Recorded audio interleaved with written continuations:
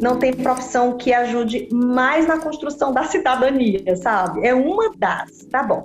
É uma das profissões que nos ajuda na construção de uma cidadania mais justa, para que as pessoas entendam o seu lugar na sociedade, qual é o seu papel, quais são suas obrigações e quais são os seus direitos. Nosso papel fundamental é levar a informação para tentar deixar o cidadão o mais a par possível do que ele representa no mundo.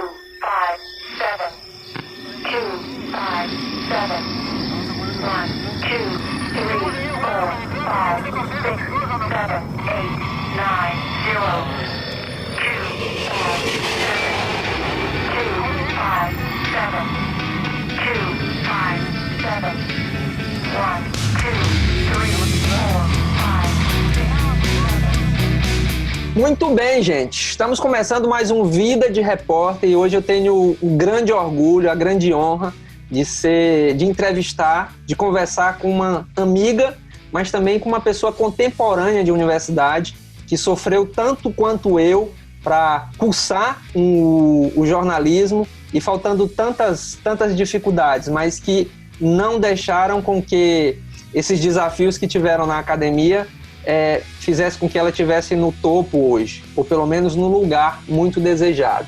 E aí, para a gente começar esse papo de hoje, quero que a gente comece por uma questão que está muito em voga, que está muito na moda hoje, que todos nós estamos lá, se a gente não está lá, mas as pessoas comentam sobre a gente, que são as redes sociais.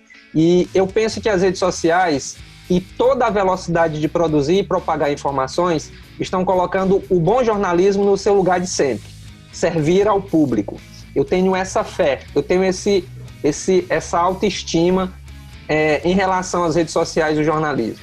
Há uma mudança em curso e não pode ser feita por decreto ou do dia para a noite. Essa mudança do jornalismo, ela tem acontecido aos poucos. É evidente que a grande transformação do jornalismo está na relação entre os produtores e os consumidores de notícia. Seremos mais exigidos nas atitudes e valores por parte dos dois lados. Eu acho que essa exigência ela é muito clara. E nossa conversa de hoje é com alguém que tem no nome o sobrenome de comunicadora. Qual é teu sobrenome, Aline? Moreira. Não tem a voz. Moreira Costa. Mas tem o talento. Cid Moreira, né? Que é um exemplo para muitos comunicadores. Ali, eu acho que foi uma das primeiras figuras do jornalismo que me fizeram enxergar uma possível profissão. Eu tinha já admiração incrível por ele desde criança, por aquele vozeirão, aquela postura, talvez tenha sido uma das primeiras pessoas que eu admirei no jornalismo. E sabe que localmente muita gente me confunde com filha ou parente de uma outra figura importante que foi do jornalismo também, chamada Alice Moreira. Alice, queridíssima Alice.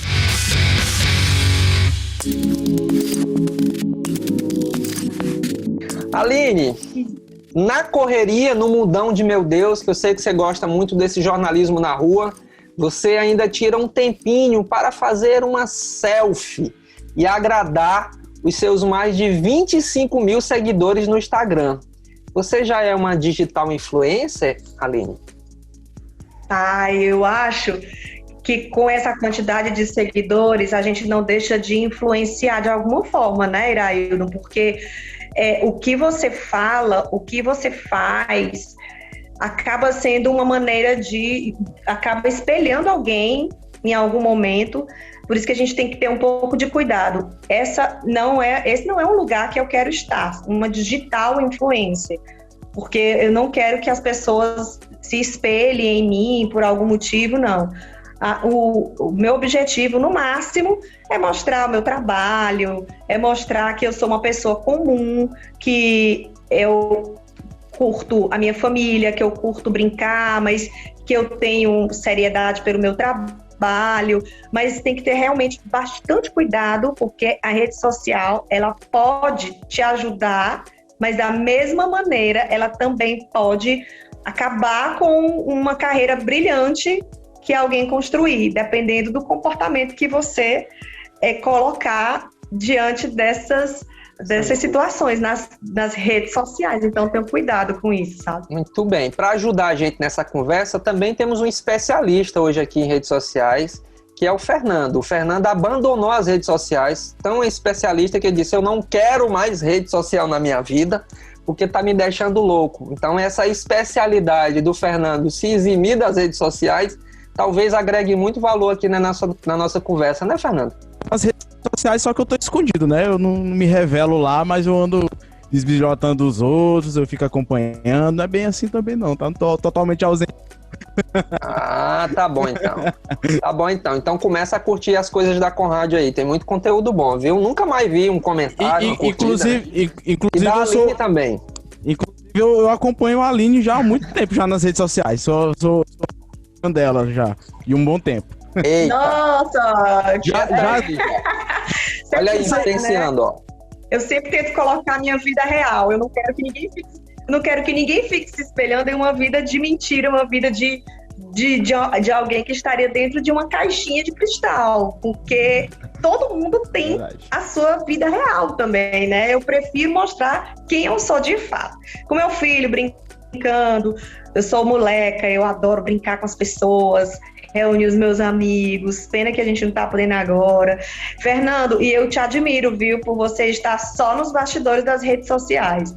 Eu acho que quem toma essa decisão tem, assim, um desapego que é louvável nos dias de hoje. Sair das redes sociais é praticamente, assim, um sacrifício inimaginável para a maioria das pessoas que tem uma página, que tem um perfil. É impressionante. E tem uma questão muito engraçada a respeito disso, Aline, é que quando a gente se desapega das redes sociais, primeiro, o algoritmo ele não te entende mais. Ele quer que você esteja lá todo o tempo, né? O Instagram, ele quer que você fique aqui, moço.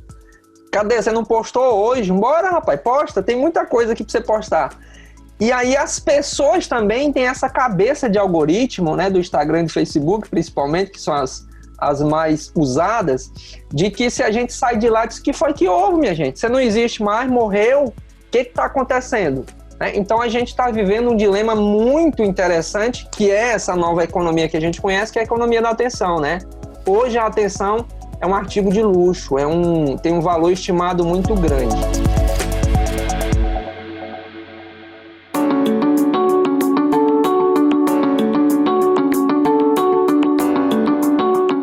Vamos voltar lá atrás, e aí eu queria saber qual é a tua história. Minha história no jornalismo, minha história de vida se confunde com jornalismo. Vou contar aqui uma história para vocês, que é o seguinte. Quando eu era pequena, eu ficava na calçada alta da casa da minha avó, que era vizinha à TV Clube. Era uma casa do lado, uma rua ao lado da TV Clube. Então eu ficava naquela calçada alta, olhando aquele estacionamento, aquelas antenas, aqueles transmissores. Eu dizia, eu tinha, 8, 6 anos de idade, eu já dizia, eu queria trabalhar ali. E eu ficava super ansiosa por encontrar alguma equipe gravando na rua. Algumas vezes eu tive essa sorte e eu queria ao menos ficar pertinho daquela equipe, porque o meu fascínio era imenso por televisão já naquela época. E olha que esse desejo acabou se cumprindo muitos anos depois. Mas para isso eu quis me preparar. Mas como? Assim, eu não fui direto para a TV Clube pedir emprego quando eu entrei no jornalismo.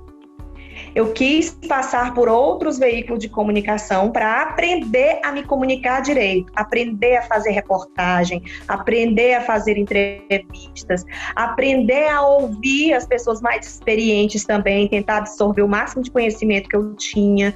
Então eu passei por vários estágios, sempre fui muito curiosa, mas eu sempre gostei muito de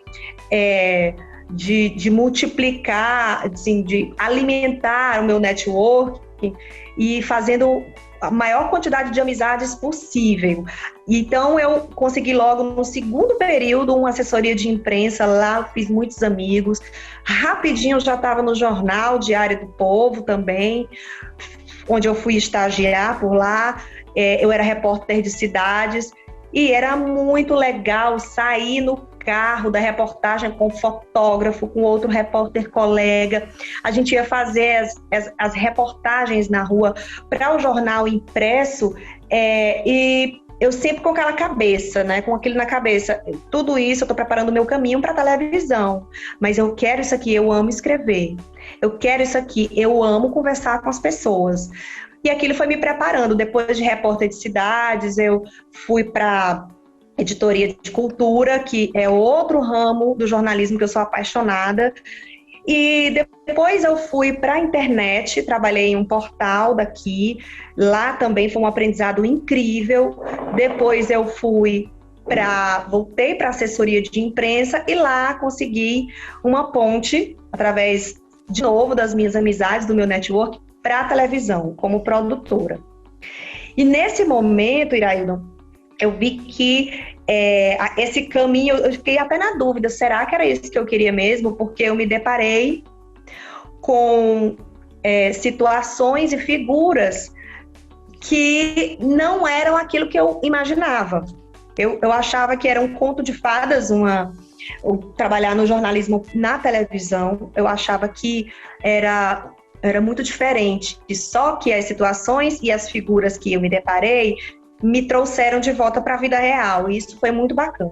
Eu estava dizendo antes, foi uma desconstrução para mim. Essa desconstrução foi que revelou o real sentido da profissão e do jornalismo televisivo para mim. Foi muito legal essa descoberta.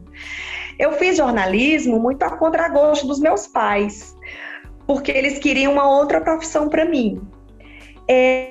Eles não impuseram, mas eu sentia. Só que quando eu passei para jornalismo e tal, que eu disse, é isso que eu quero, por favor, deixa eu seguir esse caminho, eu tive apoio total e absoluto. E nesse momento de descoberta do que era o que eu imaginava de televisão e o que eu encarei, o que eu conheci, o que me foi colocado na minha frente, eu senti um baque, e foi exatamente os meus pais que me deram apoio. Filha, esse é um mundo que qualquer profissional pode se deparar. Essa é uma realidade dura que pode estar presente na vida de qualquer profissional. Não desiste, não. Não desiste, não. Só encontra o teu caminho. Foi isso que eu fiz.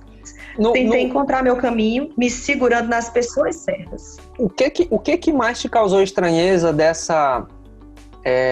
saindo da academia, passando por essa trajetória toda, mas indo direto na TV? O que te causou estranheza na TV? Poxa, isso aqui tá...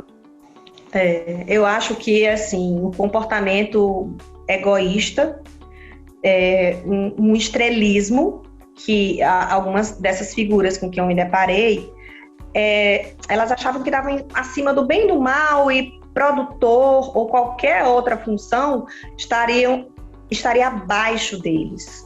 E eu não concordava, eu não sabia só, talvez, externar esse meu sentimento. Então, acabei sofrendo muito, mas muito mesmo. Chorava muito. Onde é que eu tô? É isso mesmo que eu quero? Que lugar é esse que eu escolhi? Eu não acreditava nisso. E outras situações que eu também não considerava éticas. Até hoje não considero. Situações que confrontavam os meus valores, sabe? De não apurar direito, de ir para o achismo, de emitir sempre a opinião. E eu acho que o jornalismo não é isso. Até hoje, eu bato nessa tecla de que a gente tem uma função assim, não precisa ver, nós não somos obrigados a ouvir só os dois lados, mas todos os lados. Existem muitos lados de uma mesma história. Então, eu nunca concordei com esse posicionamento de estrelismo e de verdade absoluta do comunicador. Ninguém tem essa verdade absoluta, né?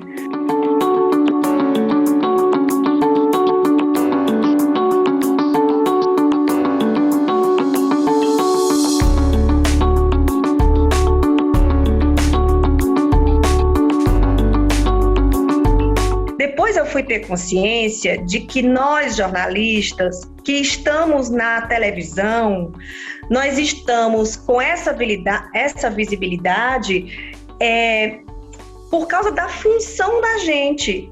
A gente é apenas veículo, nós somos apenas um veículo, nós não somos a notícia, nós não somos a estrela.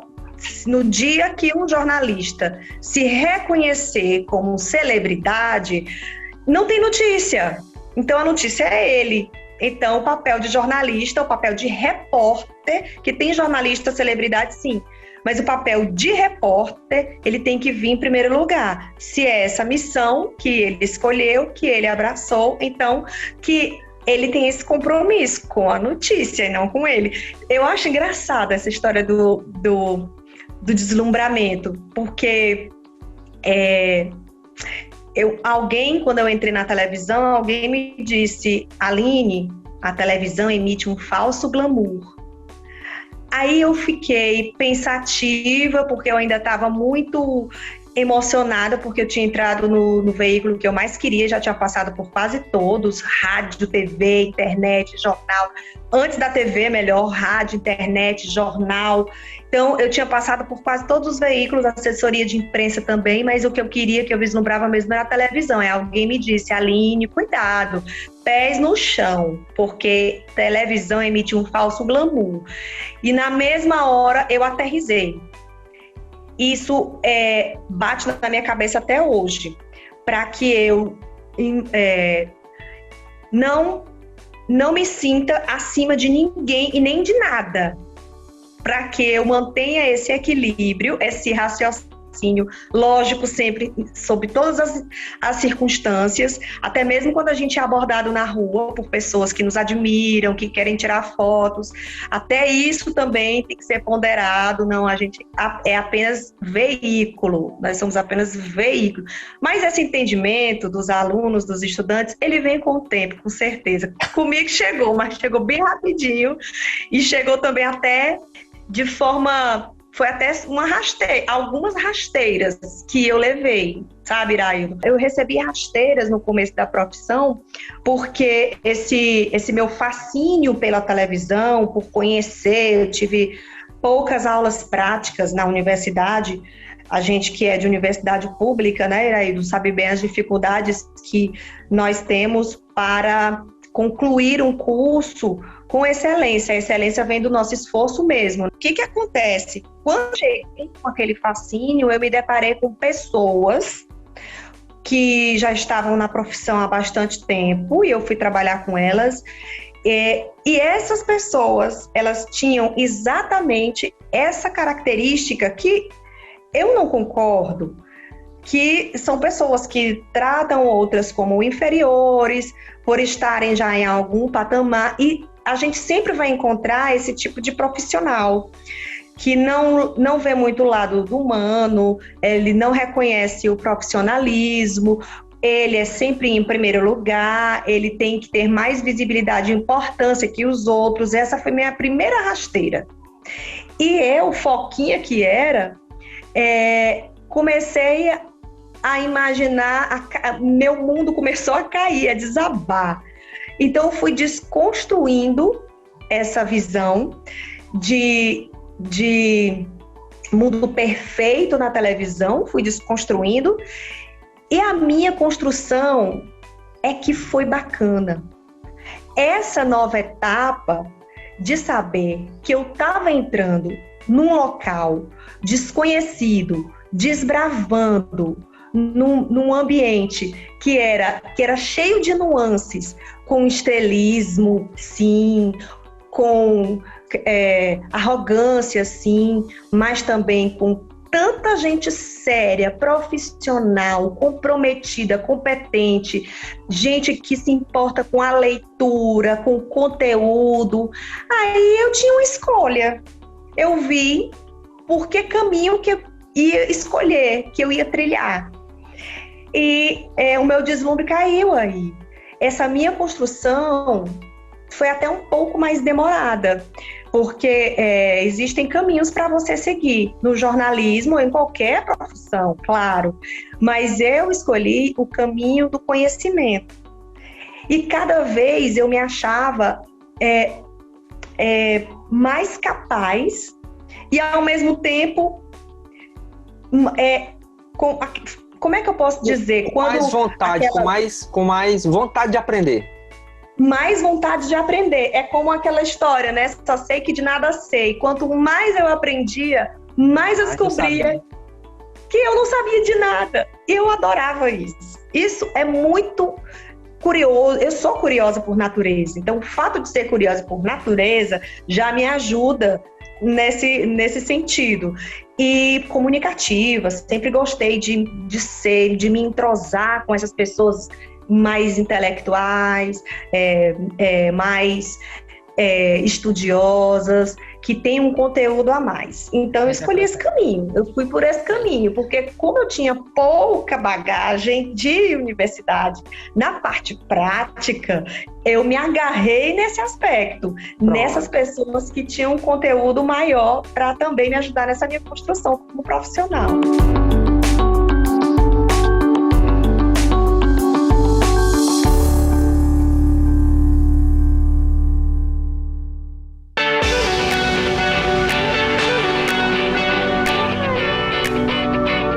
Aline, vamos voltar aqui um pouquinho a mulher Aline, a mãe Aline, a esposa Aline, e eu lhe conheço já tem muitos anos, e assim, uma coisa que eu sempre tive curiosidade é que se você é feminista, eu vejo nuances de que você sempre está ali na defesa dos direitos das mulheres, enfim, desse posicionamento que a mulher, graças a Deus, conseguiu com muita luta nos últimos anos.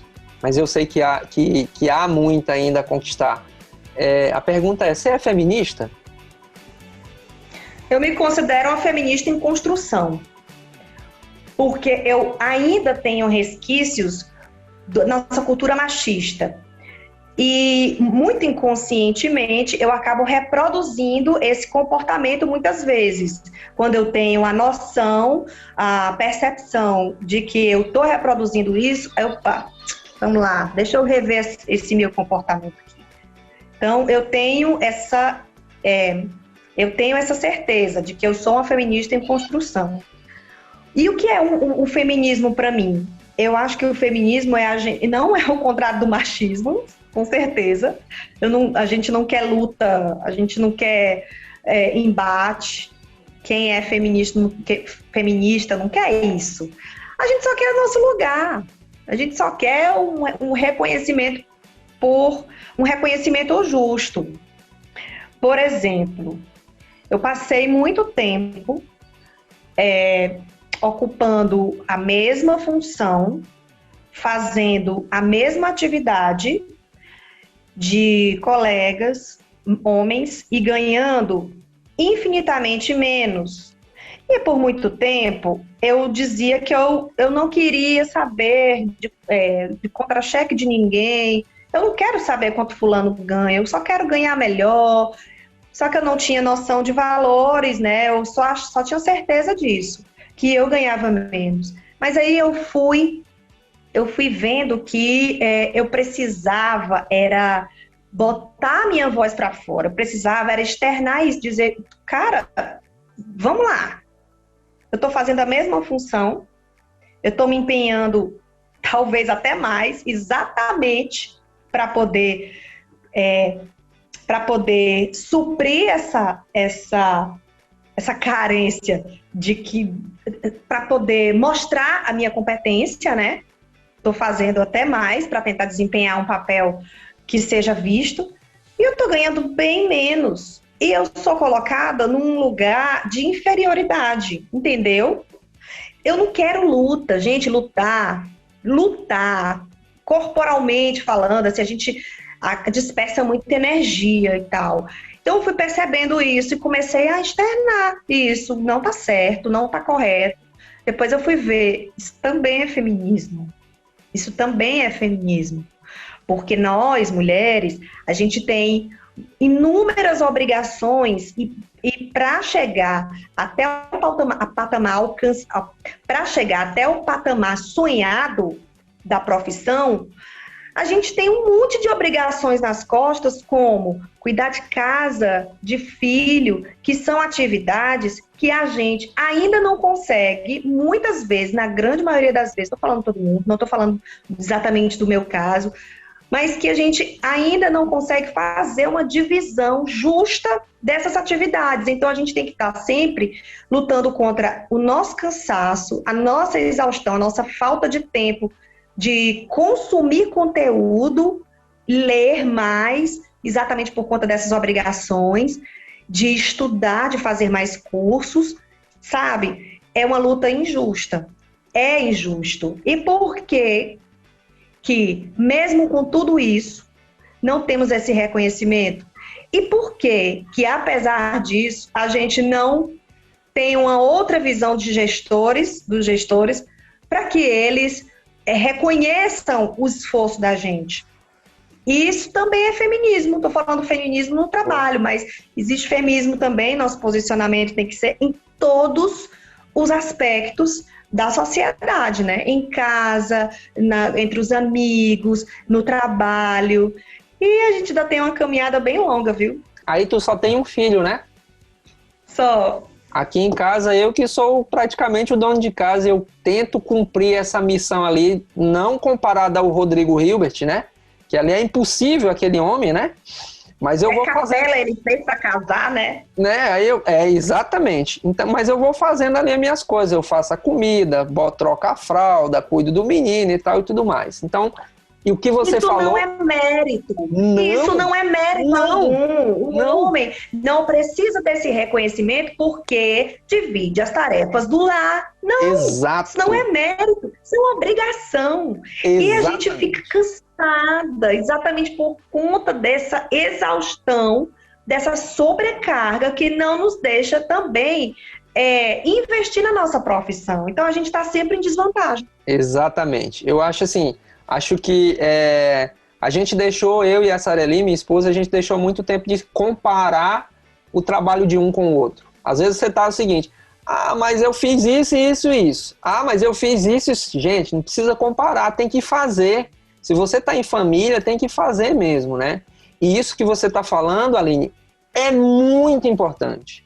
É muito importante porque eu conheço e eu sei, e você também conhece, muitas pessoas que estão nos meios de comunicação ou em outras empresas diversas, sofrendo o que você narrou agora, sofrendo essa diminuição desnecessária, porque não precisa ser disso. Você é profissional e você tem que ser remunerada, não é pelo seu gênero, você tem que ser remunerada pela sua capacidade, pela capacidade de entrega, pelas habilidades, né, e pelo que você faz. Então, acho muito justo você ter tocado nesse assunto.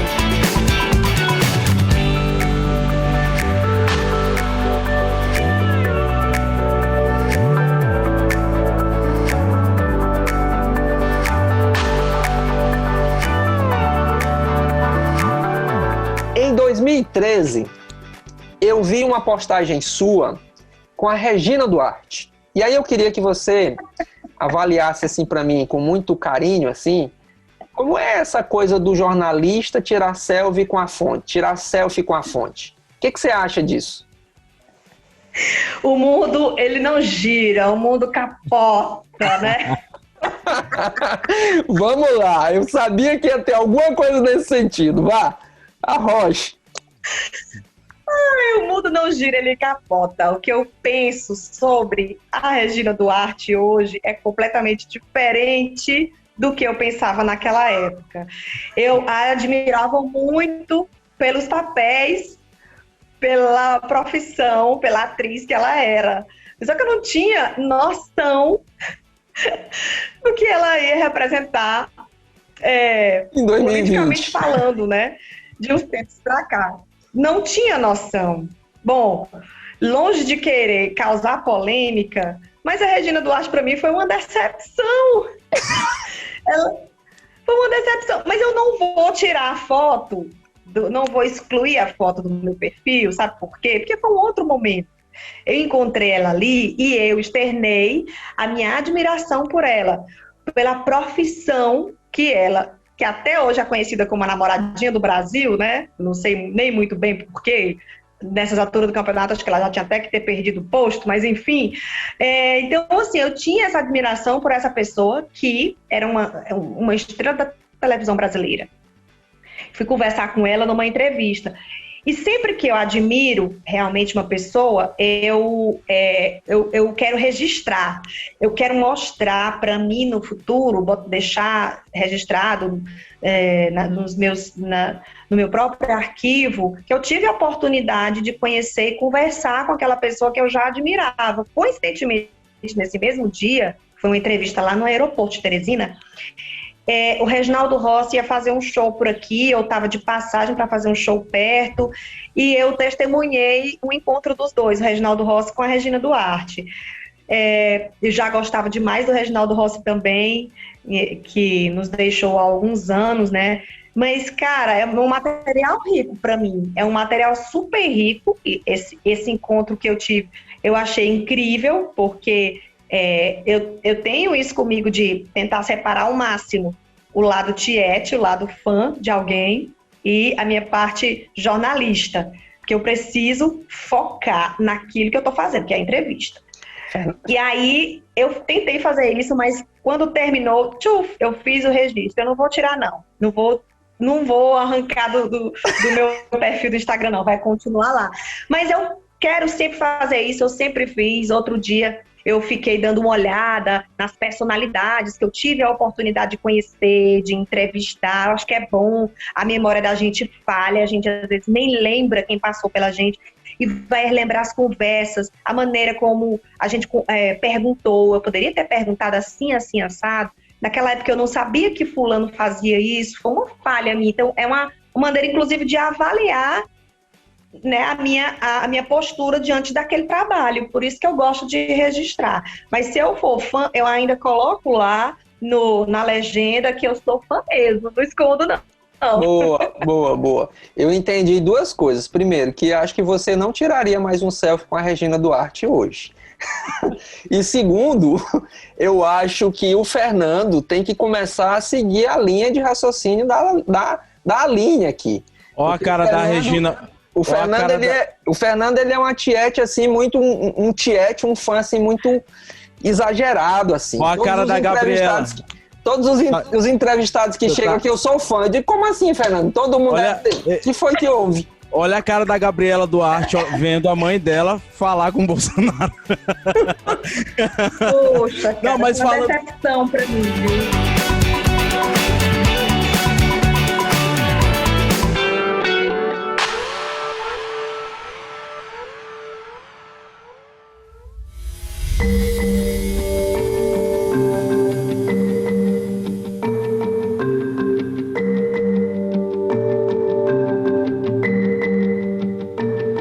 Você tem um grande parceiro profissional, né? Apresentou o Piauí TV durante muitos anos com o Marcelo Magno. E aí eu queria saber de você, como foi receber a notícia de que o Marcelo estava com a Covid-19? Cara, eu acho que foi um dos momentos mais tensos da minha vida. Um dos momentos de mais agonia, sabe? Quando eu tive momentos muito ruins, assim, de grande repercussão na minha vida emocional. Um deles foi quando eu tive um problema sério na minha gravidez. Meu filho, inclusive, nasceu prematuro.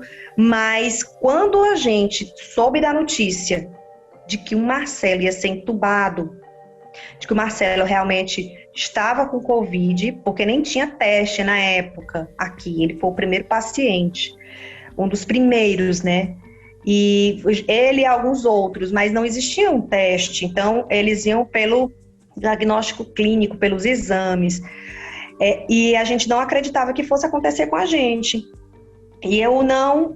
A lembrança que me veio, eu me lembro demais.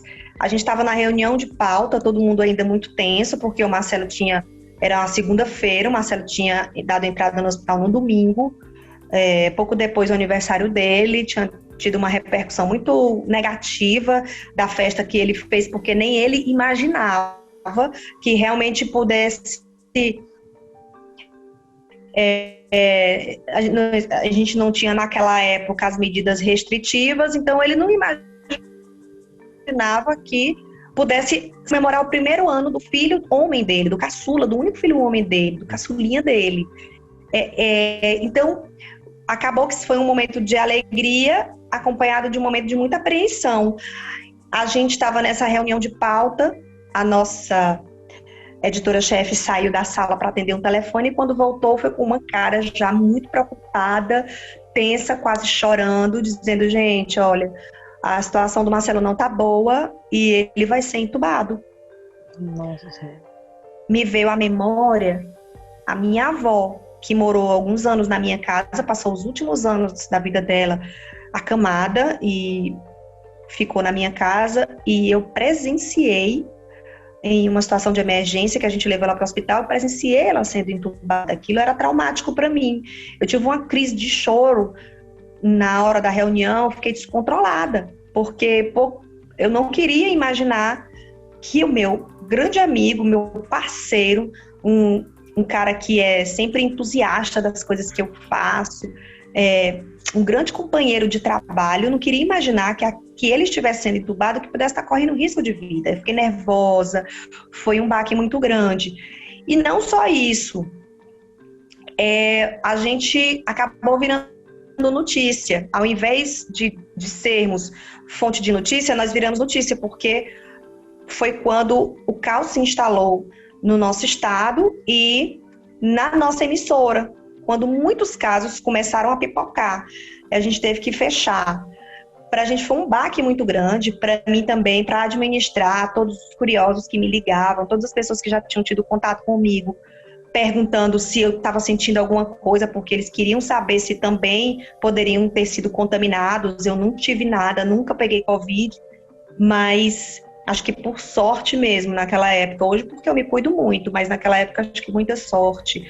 E as pessoas ligavam querendo saber, mas muito mais preocupadas com elas do que comigo, do que com o Marcelo, que estava internado, do que com a situação de tanta gente que estava todo dia com o diagnóstico de Covid. Assim, foi um momento de muita tensão, muito medo, e eu vou até complementar.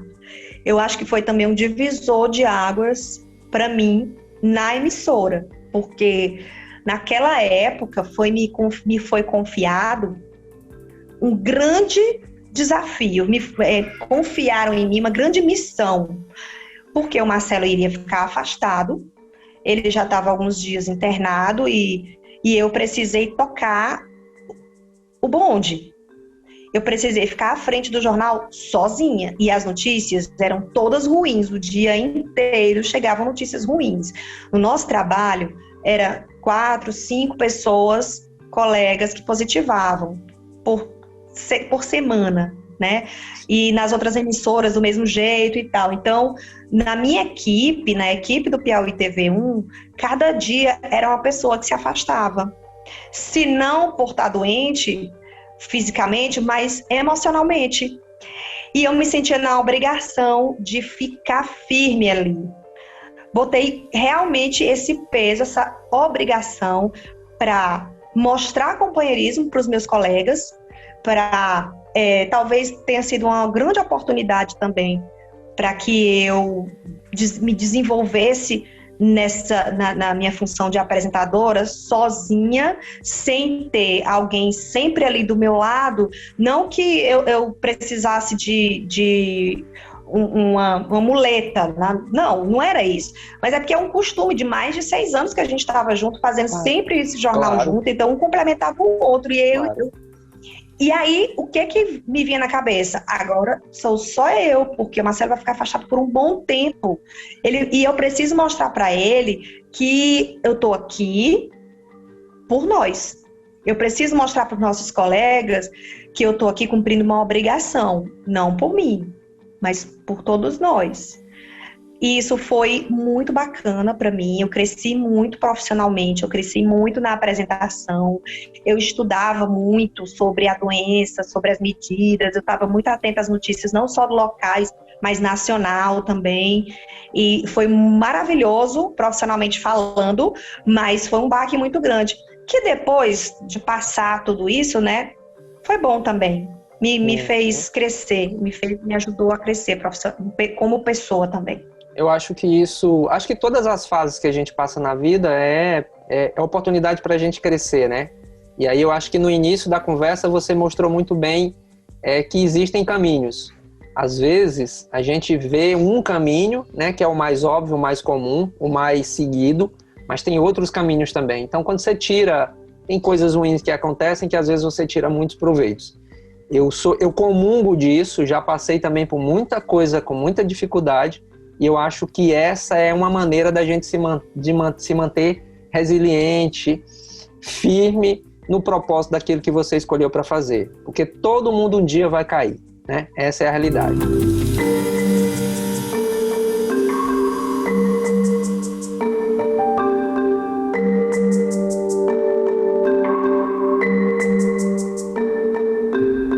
A gente está vivendo um momento de muita intolerância, principalmente pelas redes sociais.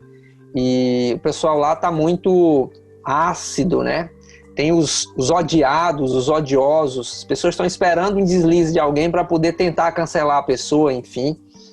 Eu queria saber de você como é que você lida com a crítica.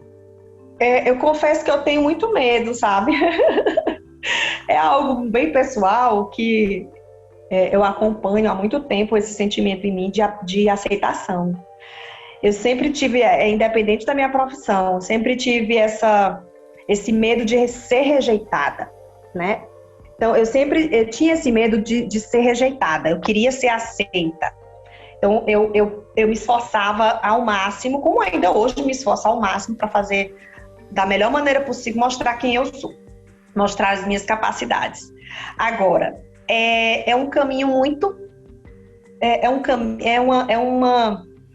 negócio injusto, sabe? Porque muitas vezes um momento que você fraquejou por ter dito algo inadequado, ou então uma situação que te colocou em xeque, aquilo não te representa, nem sempre aquilo te representa. Então, as pessoas acabam julgando as outras por um momento, uma atitude que nem sempre representa aquilo que o julgado é. Elas cancelam sem olhar os próprios defeitos, as próprias fraquezas, as próprias limitações. Só que isso está provocando um adoecimento coletivo, na minha percepção, no meu entendimento. Porque as pessoas estão ficando reféns do que as outras falam nas redes sociais sobre elas. Eu tinha isso, essa limitação de precisar ser aceita, algo que eu venho trabalhando com o terapeuta há bastante tempo. Isso melhorou muito. E para quem realmente não tem esse apoio ou não tem esse discernimento, adoece. É muito ruim para quem, por exemplo, os adolescentes que estão em processo de construção, né, da sua própria cidadania, acaba adoecendo. Por isso que a gente está vendo esse tanto de adolescentes depressivos e esse tanto de pessoas deprimidas, né? Então é muito delicado apontar o dedo e julgar alguém por um comportamento, uma atitude, uma palavra, uma frase. Eu me policio muito nas minhas redes sociais, porque elas são uma vitrine muito importante, elas podem me ajudar na profissão, mas elas também podem me levar à derrocada se eu não utilizá-las bem. E nem todo mundo sabe desse limitar. É muito triste, mas eu prefiro acreditar que a gente está passando por uma fase de transição, de entendimento sobre como usar as redes sociais a nosso favor. Prefiro acreditar nisso, porque se piorar, o número de pessoas depressivas, ansiosas, que só vem aumentando, tende a aumentar ainda mais. Então a gente tem que ter bastante cuidado com o que nós vamos dizer e falar sobre as pessoas, né? Muito bem, Aline. Concordo plenamente com você. O início desse texto tem justamente essa linha de raciocínio, né? Que eu acho que o jornalismo está passando por esse momento de transição mesmo. às vezes nem as redações, é o que eu sinto, sabem o que devem fazer, mesmo diante dos processos, diante de determinadas situações, porque tem coisa surgindo nova do dia para a noite, e aí a gente tem que começar a se adaptar.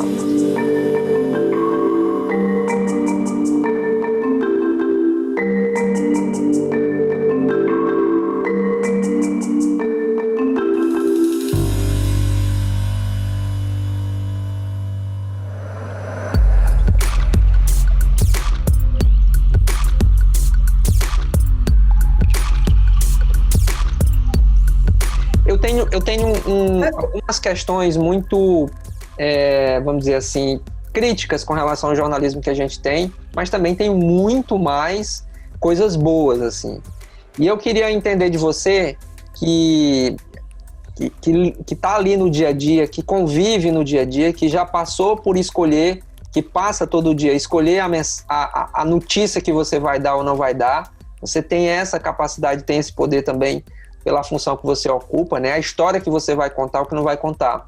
E aí, tem um negócio no meio desse negócio, que é justamente o negócio, vale todas as redundâncias possíveis, para dizer que vender notícia não é uma função do bom jornalismo. Isso é claro na minha cabeça e eu acho que na sua também. Ser público, sim. O jornalismo tem que ser plural e público, né? E aí eu pergunto a você, de maneira muito franca e honesta, Aline, o que mais a gente pode dizer a favor do jornalismo? Que o jornalismo nos ajuda a democratizar. Eu acho que não tem profissão, eu vou puxar brasa para minha sardinha, não tem profissão que ajude mais na construção da cidadania, sabe? É uma das profissões que nos ajuda na construção de uma cidadania mais justa, para que as pessoas entendam o seu lugar na sociedade, qual é o seu papel, quais são suas obrigações e quais são os seus direitos. Se a gente não tivesse imprensa, como a gente saberia e como as pessoas que não têm escolaridade, como as pessoas que não têm instrução saberiam quais são os seus direitos? O nosso mundo, que já tem muitas injustiças e desigualdades, seria ainda pior. Nosso papel fundamental é levar a informação para tentar deixar o cidadão o mais a par possível do que ele representa no mundo. Todo mundo tem o seu papel dentro de casa, no seu trabalho, na sociedade, e todo mundo tem que cumprir as suas obrigações, todo mundo também tem direito, e a gente está aí para isso. O jornalista, ele está nas ruas todos os dias, para ver o que está errado, para ser denunciado, para ver o que é bom ser replicado, o que pode ser replicado, para levar boas notícias, mas, infelizmente, também levar as más notícias. As coisas não podem ficar escondidas. Se tudo isso ficasse escondido, nosso mundo seria ainda mais injusto. Esse é o papel fundamental do jornalista, desnudar o que às vezes não quer ser visto, porque é de interesse público. E nem tudo que é de interesse público é de interesse dos que querem esconder a realidade. Eles querem esconder exatamente para que as pessoas não saibam, para que elas não corram atrás dos seus direitos e para que eles se aproveitem disso, desse fato, seja financeiramente, seja politicamente. Então, essa desigualdade pode muitas vezes ser reduzida a partir do trabalho do jornalista. E o repórter que está na rua, ele pode e deve ter esse olhar mais crítico, ter esse filtro claro, porque nem tudo precisa ser falado, denunciado. A gente tem que ter esse olhar crítico, mas tem que ter um filtro também, né, para que a gente não corra atrás de notícias que não tem valor algum para a sociedade.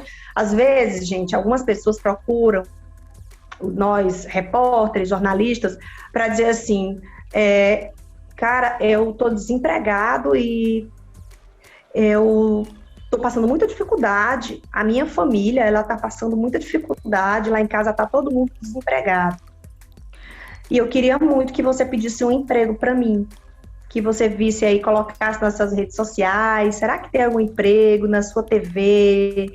Você consegue alguém e tal? E eu digo, não, posso fazer melhor. Que tal você dar o seu testemunho como uma pessoa que está desempregada, que está com a família passando necessidade, e você é um dos, 16 milhões, 15 milhões de brasileiros que estão passando por essa mesma situação nesse momento. Vamos fazer isso? Pegar o particular e mostrar o geral, porque aí sim vai ter interesse coletivo. E alguém vai ser cobrado por isso. E alguém vai se mobilizar por isso. Né? Então, a gente pegando pequenas situações que são particulares, mas que a gente mostra como isso impacta. Porque não é só naquela família. São muitas famílias que estão desse jeito. E como é revoltante ver essa desigualdade. E como dói quando a gente tem na nossa casa comida todo dia, quando a gente tem na nossa casa, na nossa vida, um carro para andar, um filho na escola particular, um plano de saúde, e você vê do seu lado pessoas que não têm essa condição porque alguma coisa saiu do prumo e ela ficou de escanteio, ela ficou esquecida. Como que a gente pode fazer? No nosso papel é exatamente esse, mostrar por que isso está acontecendo, para que alguém tome providência. A gente tem sido muito execrado por pessoas que dizem que estão na corrente de que a imprensa só está fazendo terrorismo na pandemia, de que a imprensa ela só mostra o que é ruim, ela não mostra o que é bom, e a gente acaba tendo que confrontar todos os dias muitas fake news, e a gente acaba sendo hostilizado muitas vezes na rua, muitas vezes, quase todos os dias, colegas meus dão relatos de que estão sendo hostilizados por várias pessoas, setores da sociedade, inclusive quando a gente está até mostrando manifestações que elas estão fazendo em prol dos seus direitos, e a gente está querendo mostrar exatamente para tentar explicar o que está errado. E a gente acaba sendo hostilizado. A violência contra nós, jornalistas, tem deixado a nossa profissão acuada. Os nossos profissionais estão acuados. O jornalismo não pode ser confrontado dessa forma. Nós fazemos parte nós somos o símbolo da democracia, porque é para todos a informação. Assim como o direito é para todos, a informação também é para todos. Nós temos esse papel que é extremamente relevante de levar essa informação. Claro que nós temos a obrigação de levar a informação o mais isenta possível, correta possível, o mais checada possível. A gente tem, sim, a consciência de que nós trabalhamos para veículos de comunicação e cada um tem que ter o seu próprio, tem que ter seu próprio código de ética, porém, nossa profissão vem sendo desrespeitada, sabe? Quando nós temos um papel tão fundamental nesse período de pandemia, de ajudar as pessoas a tentar sair desse cenário pandêmico e caótico que nós estamos. Então, é quase um protesto que eu estou fazendo aqui. Uma manifestação. Assinado. Vamos assinar o manifesto. A abertura, a descrição desse texto do podcast da Aline lá no Spotify, onde o povo escuta esse negócio, essa nossa conversa, vai ter assim, manifesto da Aline Moreira em favor da empresa. Não. Vamos ver isso. Eu só peço mais, eu só quero mais respeito. Respeito por nossa profissão, para a gente estar na rua gravando, ou a gente estar na rua pegando depoimentos, conversando com as pessoas. Risco, né, Aline? Passa o cara na rua e buzina, e xinga, e hostiliza. Risco. Tem o risco da própria pandemia no meio, né? Um amigo meu que é diretor de TV, ele é diretor de TV hoje lá em Manaus, na TV Band, e ele dizia o seguinte: lá no início ainda da pandemia, no meados da pandemia, ele dizia o seguinte: Irailton, tá todo mundo chamando os profissionais de saúde de heróis e tal, tá todo mundo ali na luta, e eu reconheço que são heróis, mas a gente tem, de outro lado aqui, a imprensa que não se afastou das ruas, corre todos os dias os riscos que talvez os mesmos profissionais que estão nos hospitais correm, com a diferença que eles sabem como se proteger e têm os equipamentos, e nós estamos aqui na batalha também. Então eu acho que devemos realmente reconhecer o que a imprensa tem feito nesses últimos dias. Você está coberta de razão. Mas também tem um outro ponto que eu queria saber, que é quando o próprio jornalismo também acaba, de certa forma, confrontando, de certa forma, tornando deslegítima algumas coisas. Por exemplo, a gente sabe que tem alguns meios que são negacionistas também, estão propagando o negacionismo, estão propagando, minimizando o máximo possível a gravidade da Covid, e veículos de comunicação, a partir de jornalistas mesmo de carreira, jornalistas com diploma estão fazendo isso. E aí, quando a gente se depara com esse tipo de coisa, como é que a gente pode... Porque aí os caras estão meio que chancelando um pensamento que a sociedade está cada dia mais consolidada, né? Que é a questão do jornalista é isso, jornalista é aquilo, e aí quando eles veem o próprio jornalista falando, apoiando aquela ideia que eles têm, aí eu acho que complica mais ainda pra gente, né? Como é que tu vê isso, Aline? É o diacho, né? A gente não pode falar dos colegas assim, né? Mas dos colegas, tá bom? Essa questão ela é muito sensível por conta disso, né? A gente não pode falar dos colegas, mas eu queria a tua análise, que eu sei que você é dura assim mesmo e firme, nessa relação, né? A gente tem muita crítica do outro lado porque a sociedade não entende o que a gente faz, mas às vezes a gente faz umas coisas que não são assim tão... né? Eu tô fazendo aqui, e aí segue algumas narrativas, a partir de algumas referências, e usando técnica de jornalismo para contar outras histórias que têm interesses diversos. Como é que tua cabeça funciona conduzindo de certa maneira, um programa jornalístico, porque ser repórter de rede é quase que um programa, é uma reportagem que é um programa, né? Como é que funciona aí tua cabeça nessa linha de raciocínio? Cara, é decepcionante ver esse tipo de postura. A gente se depara com isso e esses vídeos rapidamente viralizam, e aqueles que realmente estavam precisando só de isso para reforçar suas teorias conspiratórias ou de que reforçar o seu negacionismo, eles se fortalecem com esse tipo de narrativa. E é muito decepcionante, porque é como se a gente tivesse tentando mostrar uma realidade que está cada vez mais... Não precisamos mais mostrar algo porque está todo mundo vendo. Então, por que decepciona? Porque o nosso mundo está um caos. A gente está vendo pessoas morrerem, muitas conhecidas, todo dia. E como que as pessoas ainda se sustentam em uma inverdade como essa, a partir de interesses próprios, pensando só nos interesses próprios?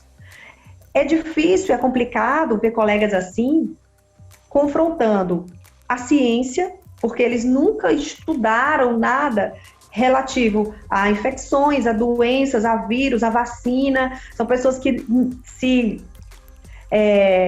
apegam realmente só a um tipo de linha de comunicação, que é a linha da fake news, que é a linha da mentira, que é a linha dos interesses partidários, muitas vezes.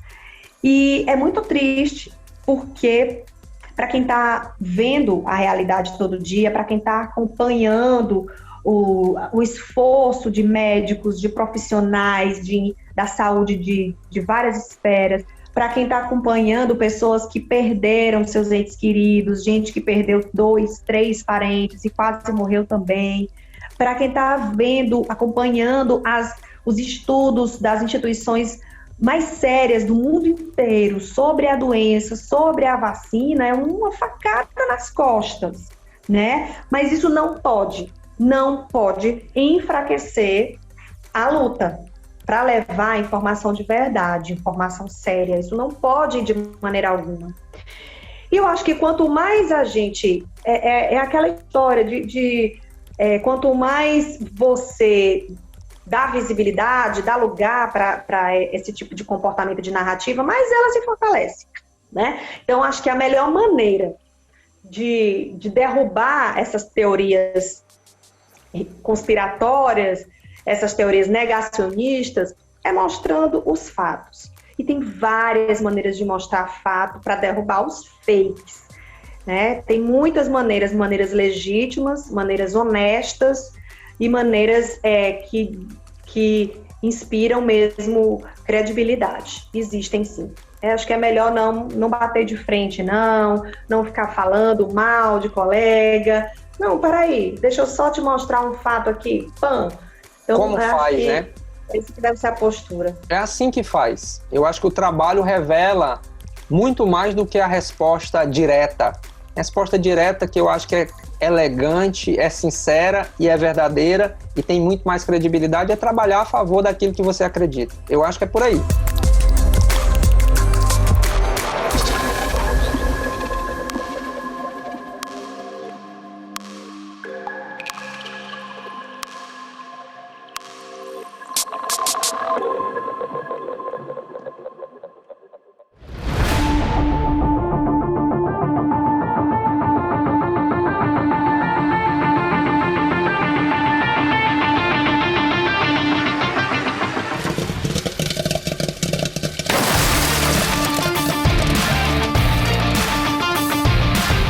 Humanidade do jornalismo, né? Chegou um momento aqui do nosso bate-papo, Aline, que chama pipoca ou papoca. Vi que você não pipoca, mas vamos ver essa daqui, tá? Toda vez que minha mãe me falava assim, meu filho, você tem a condição de criticar, você tem toda a liberdade de criticar, mas se você também não tiver essa liberdade, talvez não exista um elogio sincero da minha parte nem da sua também. E aí eu quero que você seja sincera também nisso. Porque pra gente é muito cara essa pergunta que é curta, mas tem uma profundidade muito grande. Jornalismo tem partido? Jornalismo tem cor? O meu jornalismo, não. Eu papoco. Muito bem. Por que as redações, Aline, ainda tem muitas pessoas brancas e poucas pessoas negras? Isso começa lá daquela base. A falta de oportunidades. A falta de oportunidades e aquela dívida milenar, centenária que nós temos, que o brasileiro, que o mundo todo tem com os negros. Para a gente falar um pouquinho de jornalismo, você falou das críticas, eu acho que com toda a contundência necessária nesse momento, eu acho que é um momento de transformação do jornalismo, mas também de um resgate primoroso e necessário para a imprensa de uma forma geral. Pesquisas recentes dizem que o brasileiro confia e desconfia na imprensa. Entre 44% e 47% tem uma confiança ali na imprensa. Mas isso tem sido, vamos dizer assim, testado a todo momento, principalmente pelas forças, pelas narrativas que a gente tem do executivo, né? Para não falar o nome, mas assim, do poder executivo de lá para cá. E você trabalha em um veículo de comunicação que tem sido a mola mestra aí dessas grandes discussões que a gente tem nos últimos tempos. Como é que é essa estruturação do posicionamento editorial da Rede Globo diante de narrativas que são, inclusive, incisivas e muito categóricas rumo a criticar a TV Globo? Deixa eu papocar então aqui, porque nós recebemos sim orientações do mais alto escalão de gestão da Globo, nós recebemos orientações para não nos confrontarmos com essas situações ou pessoas, evitar o confronto. E nós somos orientados a fazer o nosso trabalho sem abrir, sem declarar guerra, pelo contrário. Porque senão ela torna-se ilegítima. A gente não vai conseguir legitimar o nosso trabalho e se a gente partir para agressão, para ofensas, para troca de farpas. Então, nós recebemos, sim, essa orientação que vem lá de cima. A maneira, como é que a gente vai descontar isso, né? A gente vai descontar fazendo nosso trabalho de forma séria, mas também fiscalizando o que está errado. Aí sim é que a gente tem que fiscalizar, ficar de olho, monitorar mesmo todos os passos de quem está colocando a gente à prova. Eu acho isso, você falando isso dá uma transparência, né? Porque às vezes eu sinto que a sociedade tende a ir pelas essas narrativas negativas contra a imprensa, porque às vezes falta da nossa parte, Aline, esses espaços para ser mais transparente no nosso processo. E não tem segredo nenhum. Você apura, você fiscaliza, que é o nosso papel, a função do comunicador, do jornalista. A gente respeita as fontes e os fatos e a gente publica isso ouvindo o máximo de lado possível, tentando buscar uma imparcialidade, mas com uma regra, que é o que sustenta o jornalismo. Então, às vezes a gente não fala muito isso para a sociedade, parece que é uma caixa preta, e eu acho que o Vida de Repórter, esse podcast, ele serve muito para a gente conversar sobre isso.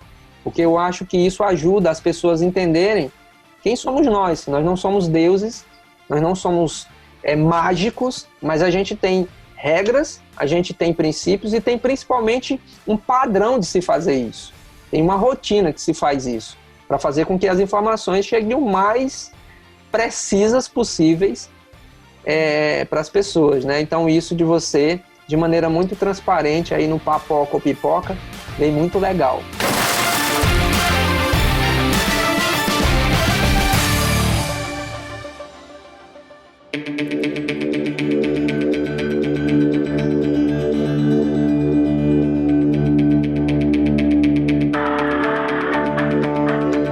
Aline, vamos lá. Chegamos ao final, Fernando. Mas antes do final, tem um quadro aqui que a gente chama Passando a Limpo.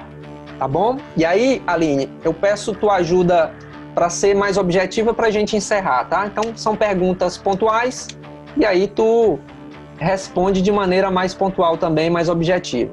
Primeira coisa que eu quero saber é, você já sofreu preconceito ou censura? Sim, sofri muito. Por ser mulher, por ser mais nova do que alguns outros mais experientes, já sofri sim. Como é que reage, Aline? Como é que você supera?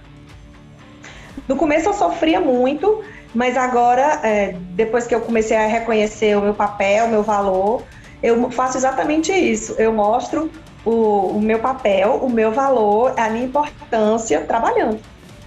Show. Vamos lá.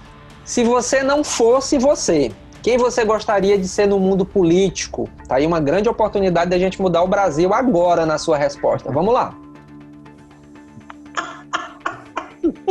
Iraída, a gente está vivendo um cenário tão complicado para escolher uma figura política que nos represente. Eu vou lhe dizer uma coisa, só não vale Regina Duarte, por favor.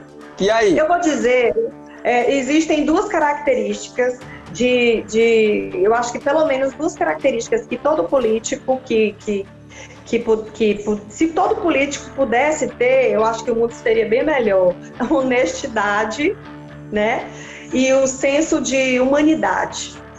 Duas coisas que, se ele se colocar no lugar do outro, ele pode fazer a mudança. O problema é que está cada vez mais difícil de fazer política no Brasil, porque para você ter visibilidade, para você ter voto, para você ter poder, você precisa gastar muito, você acaba roubando muito, o cara precisa se envolver com fazer parte de uma escória que ele mesmo, no começo da carreira, muitas vezes criticava. Questionava. Ele questionava. Então, essas duas características que todo político tivesse, eu juro que eu não tenho um nome nesse momento, sabe? Eu juro que eu não tenho um nome. Tem uma pessoa que eu admiro muito, que eu acompanho, inclusive, depois vão dizer que eu sou esquerdista, os direitistas, não sei o quê. Não, gente, eu acompanho quem faz um papel bacana. Eu gosto muito do posicionamento forte do Marcelo Freixo. Boa. Bem, vamos lá. quando a fonte mente em sua frente. Como é a sua reação, Aline? Olha, eu tenho os olhos pequenos, né? Eu arregalo assim os olhos, eu boto a cabeça assim de lado, como que diz, mana, é isso mesmo? Acontece muito, Aline, acontece muito, os mentirosos. Acontece, inclusive, do mais alto escalão do poder. Eita. Dizer coisas na minha frente, eu... É mesmo? Oi? Como assim? What? E aí, o que eu posso fazer para não perder a pose, para não perder a compostura, para não ser deselegante e para não confrontar minha própria ética? Perguntar novamente. Não, deixa eu refazer aqui a pergunta. E eu mudo alguns termos para ver se a pessoa não entendeu ou para deixar a pergunta mais clara, né? Então, eu faço isso. E se a pessoa insistir em mentir na minha frente, eu falo os dados, mas é isso mesmo, a gente está com essa informação. Se a pessoa insistir, tudo bem, vou deixar para a galera julgar, é o jeito, né? Aí eu jogo para a galera. Aline, vamos lá, que característica você menos gosta em um jornalista? A arrogância. Sabe por quê? Porque eu acho que todo mundo está aqui para aprender. E eu aprendo tanto, inclusive com os focas, quem sai da universidade, porque é uma outra geração, vem com uma outra cabeça. Sim. Eu acho que eu aprendo muito com os experientes, porque já viveram muitas situações e podem me ajudar a evitar viver situações desagradáveis a partir da sua vivência. Então, todo mundo tem o que ensinar, o que aprender. E a arrogância, cara, ela te trava, ela te paralisa, ela não te deixa você se tornar uma pessoa evoluída. Ela faz com que você não se transforme em uma pessoa melhor.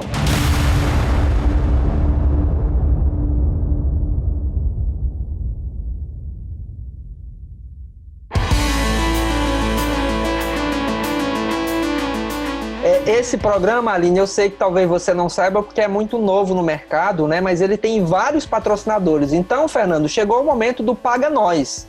Esse programa foi patrocinado por quem? Mas o Paga Nós de hoje, aproveitando que ela é influencer, né? Aproveitando que ela é muito ativa nas redes sociais, o Instagram é um dos nossos... Olha aí, a Aline, manda o boleto para a Aline. Uau! Vamos mandar também o boleto para a TV Clube e, obviamente, vamos mandar também o boleto para a Globo, né? O Globo Nacional, porque enfim, a mulher agora é nacional, né? Ela é nacional, né? E o Jornal Nacional perdeu muito sem a dupla lá na bancada. Podia ser o Marcelo e ela lá na bancada. Olha aí o nível, rapaz. Já pensou? Já pensasse? Muito bem, Aline, chegamos ao final. Queria saber de você se tem alguma pergunta que eu não fiz que você gostaria de responder. Eu acho que a gente conversou tanto, eu gostei muito desse bate-papo, muito mesmo. Eu acho que aqui eu pude conversar um pouco assim, bem de uma forma bem honesta, bem clara. Eu não gosto de meias palavras, eu só falo muito, né? Eu falo demais. Mas eu gostei muito desse bate-papo, que vocês foram bem enfáticos no que vocês queriam também, mas eu não fiquei com medo, pelo contrário, eu me senti super à vontade. Então, me senti muito honrada em fazer parte dessa lista de pessoas que vocês convidaram, nessa homenagem que você citou no começo. Para mim é uma honra, eu jamais vou esquecer esse momento, vai fazer parte aqui do meu cardápio de momentos interessantes na minha vida profissional. Amiga, quero te agradecer demais por essa conversa. Espero que você tenha gostado tanto quanto a gente aqui do lado. Quero que você evolua muito mais. Eu não tenho dúvida que o céu é o limite para você. Hoje você representa uma das repórteres que eu acho que tem uma característica muito própria do Piauí, de contar as nossas histórias, por conhecer as nossas histórias e por ter a humanidade em você para selecionar as melhores histórias e os melhores personagens para apresentar a gente para esse Brasilzão de meu Deus e para o mundo. Você substituiu agora recentemente uma das repórteres que passou muito tempo nessa posição de repórter de rede. E eu sei que quando esse desafio caiu no seu colo não deve ter sido fácil. mas te conhecendo, que você não arreda do desafio bom, eu tenho absoluta certeza que você também tem sido muito feliz aí nessa função, então te desejo muita sorte, muito crescimento e muita saúde, muita paz, e fica bem, amiga. Obrigado. Muito obrigada. Nossa, essa nova função foi um presente para mim, assim como essa entrevista também, viu, gente? Foi um presente para mim. Muito obrigada. Estarei sempre à disposição para com rádio, para vocês, a qualquer minuto, tá bom? Vem coisa boa aí, tá bom? Vem coisa boa aí. Depois eu vou lá no escritório. Tá ótimo. Beijo para ti, fica bem. Beijo grande.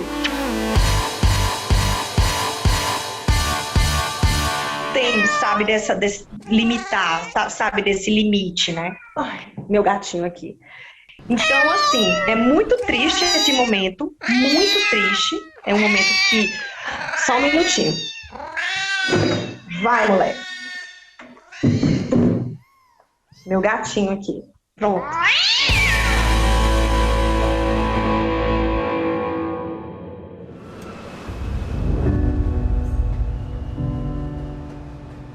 Assumir riscos não é apenas sobre procurar emprego. Também é sobre conhecer o que você sabe e aprender o que você não sabe. É sobre ser aberto para todas as possibilidades que o universo lhe deu hoje, agora. É sobre abrir a mente para ideias e pessoas. As escolhas que você faz, as pessoas que você ama, a fé que você tem. O que você diz e faz são o que irá lhe definir. Nunca fique desencorajado, nunca pense em desistir. Dê tudo de si. E quando você cair ao longo da vida, lembre-se: caia para frente. Escola com Rádio. Inscrições abertas para o curso de Rádio e TV. Mais informações: 0 Prestadora 86 99495 8096. Apoio: Sindicato dos Radialistas do Piauí.